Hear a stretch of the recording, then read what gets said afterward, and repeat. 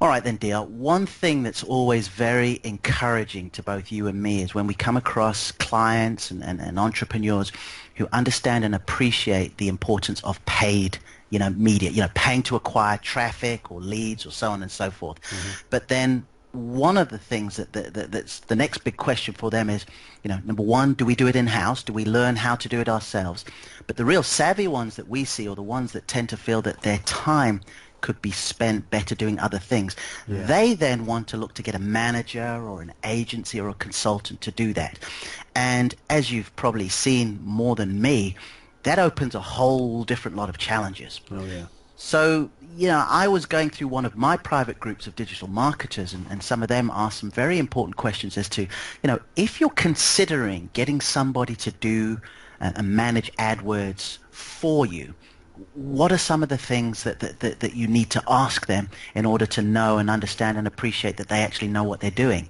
And then when I sort of threw this to you, you came with a wonderful list of questions that I didn't even think about. So what we thought we'll do is just go through these, and you can give me your perspective and your experience on them in a way that this can, number one, educate those looking to bring someone in to do it for them, but secondly, also helping a lot of your fellow agencies, managers, consultants ask the right questions of potential clients as well. Hmm. Yeah. So one of the first ones that you started out asking was, do you have direct professional experience of my industry or clients in it? So therefore, you're saying, in other words, if this is a real estate company and they're looking for someone to do their AdWords, it would do well for them to say to a potential manager, have you actually worked in this industry before? Why did you find that that's important?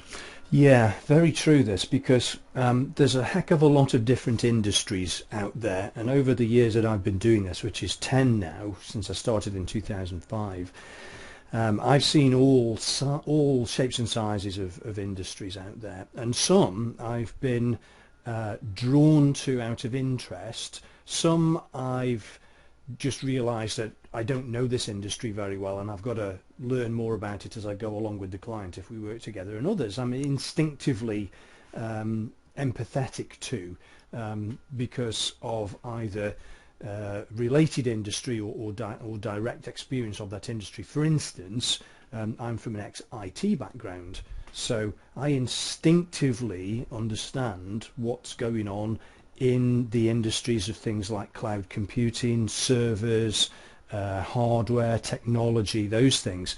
And it's very straightforward for me and easy for me to understand the nature of the work, the nature of the industry, the nature of the challenges, the nature of the sort of keywords I'm going to be working with, and that sort of thing. And so I just really instinctively gravitate towards that industry. Now, that means that I can be very effective very rapidly with a client like that, because I completely get what he's all about, and it won't take me very long at all to understand.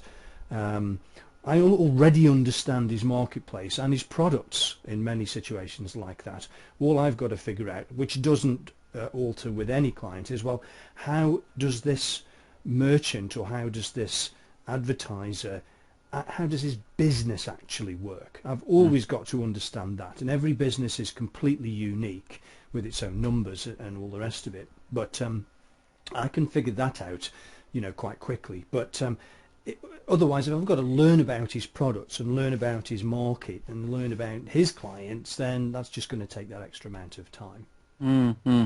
And do you feel then that also potentially from a sort of positioning and marketing standpoint, that may be food for thought for certain AdWords agencies and managers and consultants to actually sort of pick an industry they know and sort of, like what you say, gravitate towards that, because they Mm. can go into somebody and sometimes be even sort of poacher turned gamekeeper to say, I've worked in this industry for a long time and now this is what Yeah. I'm doing. Well, I think you make an absolutely excellent point there, because if people, and this kind of it's related to another dimension of what I do, which is I'm a work from home person, Mm, and therefore I could I could coach and support people who want to work from home, because the nature of this work is you can do it from anywhere. If you've got an internet connection, I mean, I work from my car, from my home, from if I'm on holiday and I need to get to do something, I can do it. I just need an internet connection and my computer.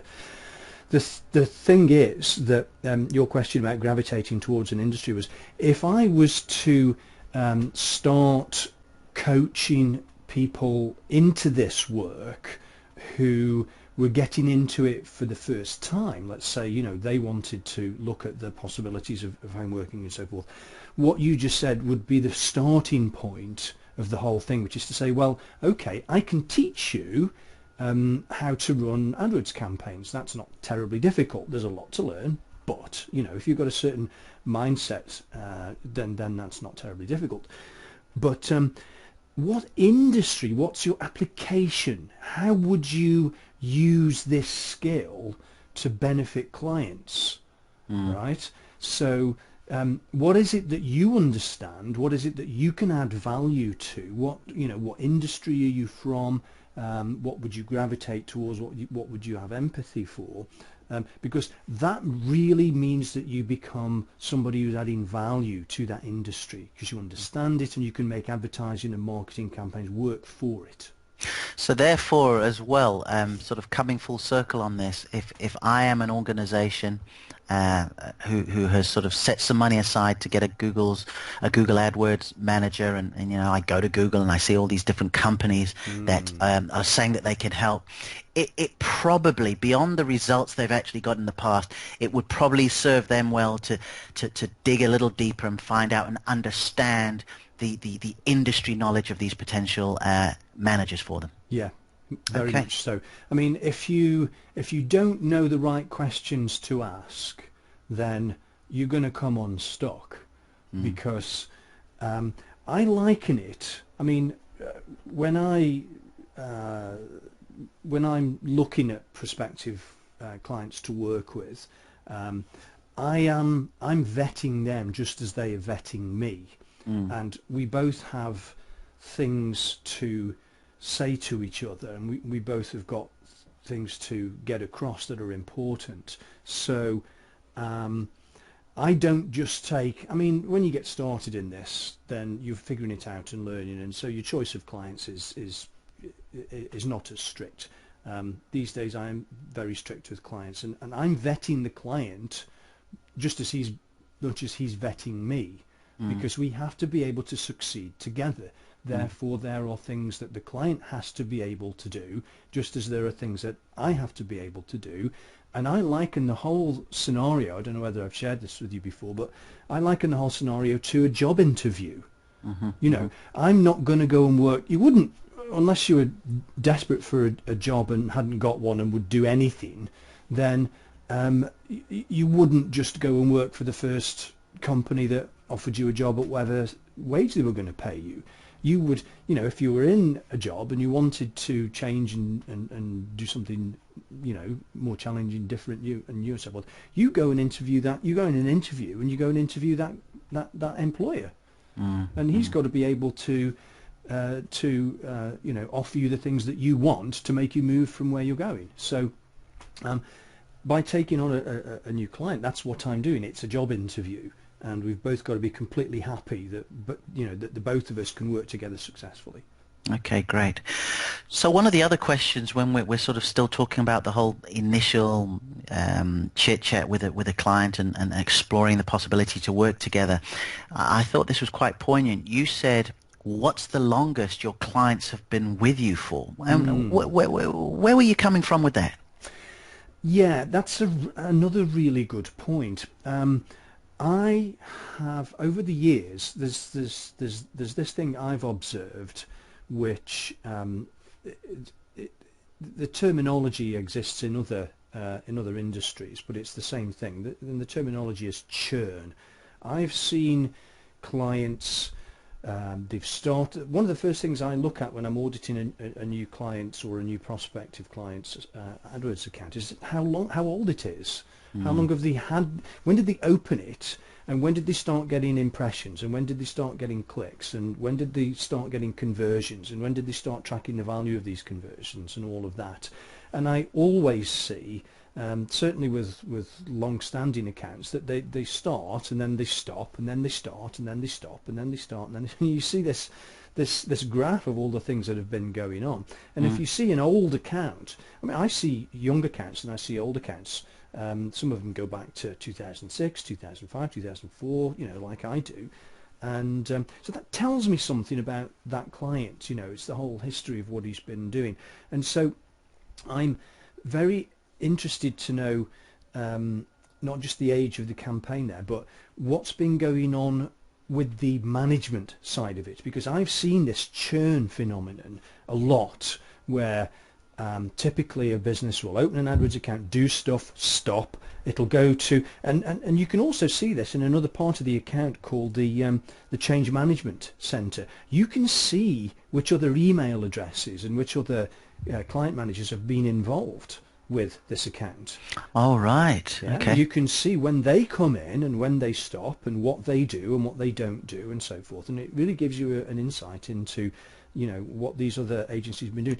I've inherited advertiser accounts from other agencies pretty often in the past because that agency has not been getting a result that the advertiser wants. So the longer a client has been with his agency, the more faith and trust and good working relationship they've got and so forth. I've got clients who've been with me for year after year after year after year. We're in it for the long term. I am anyway, because it's a business partnership. I'm a strategic partner, a strategic supplier to that business. Now, I've heard other people who are trying to get into the agency situation come along, and I've heard it from other professionals who talk about other agencies who are just in it to acquire new clients after new clients after new clients after new clients, and then they just turn them over to their interns and just hardly do anything and just take money from them, and they're not proving their value, they're not proving their results. Is that where you were coming from with the question, who looks after my account, you personally or someone still learning? Is it? Yes, right. Absolutely. Yeah. So just to sort of clarify that's no different from going to see the solicitor who says, right, this will cost you X amount an hour, and then you walk out of the door and the solicitor will pass it on to an office junior and sort of say, hey, listen, just go ahead and sort of research that. But maybe taking it a little further, that office junior would end up actually doing some of the quote-unquote work as opposed to just running around it. Okay. That's right, because they are learning on the job, you see. This is what happens. I mean, there's nothing wrong with organisations bringing junior people in and promoting them up through the ranks. It's how I ran my IT support organisation. You bring somebody in on the help desk, and then you burn them out in a couple of years anyway. So you promote them up to something higher that they are interested in, that they want to run with, and you expand and develop their knowledge and so forth, and build their career for them. There's nothing wrong with that career progression type situation. But the problem is if your account is then handled by a junior, an intern, a novice, somebody who is learning that's from the very basics, you see, and doesn't know the simple differences between match types and how to construct ad groups and what you're doing with ad copy and all the bells and whistles and all the features and stuff inside of an AdWords account. So it's very risky. So agencies will go out and land clients and charge them money, but the person who lands the sale then passes the work off to the in-house team, and they're not always man enough for the job, quite honestly. Interesting. Yeah. Well, this was fantastic, and I'll tell you what we'll do. We'll stop for now, but then we're gonna come back with the next question, which I thought was wonderfully potentially provocative, as far as asking a potential consultant or agency or AdWords manager, whether they've actually spent their own money on this before as well. So I look forward to that. Thanks for this, dear. You bet.